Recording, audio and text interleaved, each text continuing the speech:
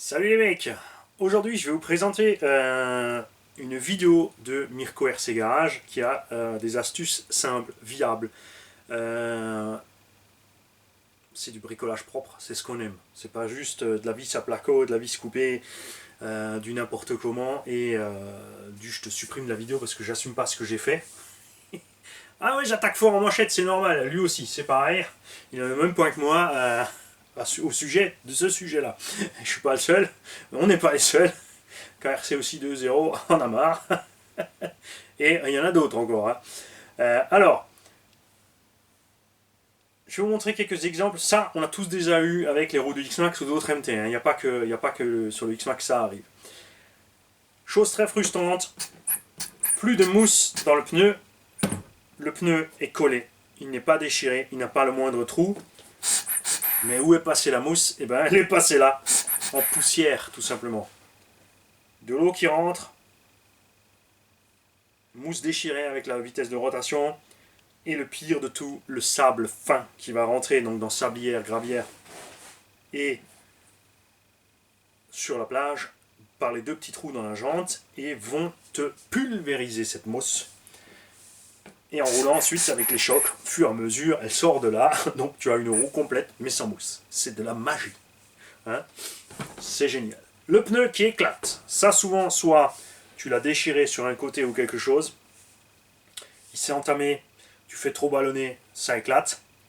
Et le coup vache, des fois ça éclate quand tu attends pas, parce que tu avais de l'eau dans la mousse. Trop d'eau, ce qui fait que la mousse est devenue lourde, elle se distend de façon disproportionnelle. L'eau fait un point dur à un endroit, pousse le pneu, il éclate. Pour empêcher ça, là tu sais que tu roules dans du sable fin, la plage, etc., la flotte, un petit scotch sur les deux trous de jante, ça change un peu la réaction du pneumatique. Alors, ce que je peux que vous conseiller, c'est que tu appuies un peu dessus avant de mettre ton scotch pour avoir pas de surpression dans le pneu, parce que sinon tu as une espèce d'effet ballon. Attention après quand ça ballonne quand même, mais ça fait des distorsions étranges, et là aussi tu peux quand même éclater le pneu.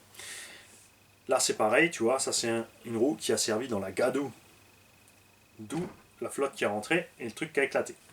Quand tout va bien, tu as pu récupérer ta mousse, mais c'est là qu'arrive le problème. Pas toujours. Et le pneu, lui, est solidement collé. La méthode la plus simple de toutes, la plus rapide, mais la plus difficilement réalisable, parce qu'il faut avoir un four en plus, donc soit récupéré par exemple à la déchetterie, il faut avoir de la place dehors pour laisser un four dehors. Si tu as un appart, c'est sûr, c'est moyen. Même si tu as une maison, expliquer à ta maman que tu vas installer un four à l'extérieur, il faut que tu fasses un petit préau pour pas qu'il pourrisse. Au cas où tu dois décoller un pneu, c'est chaud. Ça c'est certain. 150-160 degrés, un petit quart d'heure, c'est magique, tu sors tes roues, tu peux les faire les 4 à la fois, elles sont décollées. Certaines blessures dans les pneus peuvent se réparer avec de la colle néoprène, donc ce qui est pour les chaussures, de ce genre-là. On a déjà aussi essayé une rustine collée par l'intérieur, ensuite bien pincée, serrée, ça marche aussi. Ça fait des petits balourds, machin, donc il faut quand même faire gaffe.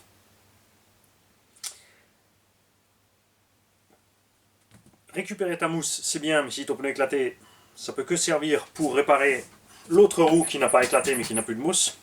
Donc de toute façon, tu es obligé de décoller pour mettre celle-là dedans. Et c'est pour ça que je vais vous présenter la vidéo de Mirko qui vous montre une astuce très simple, réalisable par tout le monde. C'est un peu plus long que le four, mais pas vraiment beaucoup. Et pour décoller vos pneus, pour pouvoir faire tout ça, il a aussi une autre vidéo sur une astuce pour faire les mousses. Et Géronimo et moi, on vous prépare aussi un petit quelque chose, mais il va falloir attendre un peu, il va falloir attendre des tests, voir ce qui est réalisable et pas. Très important, c'est le poids de la mousse. Il faut avoir une mousse qui soit pas plus lourde que l'origine. Un peu plus lourde, ça peut passer, mais il faut qu'elle puisse avoir la même résistance, il faut qu'elle puisse avoir un minimum flex, dans l'idéal encore plus flex, pour ne pas justement se déchirer sur les ballonnages. Il existe des mousses, ce qui est utilisé en 1/5 imputrescible, mais qui sont plus lourdes. Après avoir, est-ce que le pneu d'origine avec cette mousse imputrescible serait toujours encore plus léger que les Louise? Si oui, c'est sympa, sinon, c'est un peu dommage. Après, même s'il a le même poids, il aura l'avantage toujours encore de mieux encaisser les chocs. Les Louise sont très dures, taille basse. Et les Proline sont encore plus durs, et enfin même les jantes aussi sont très dures, donc tout ça, ça se répercute dans les moyeux et la suspension.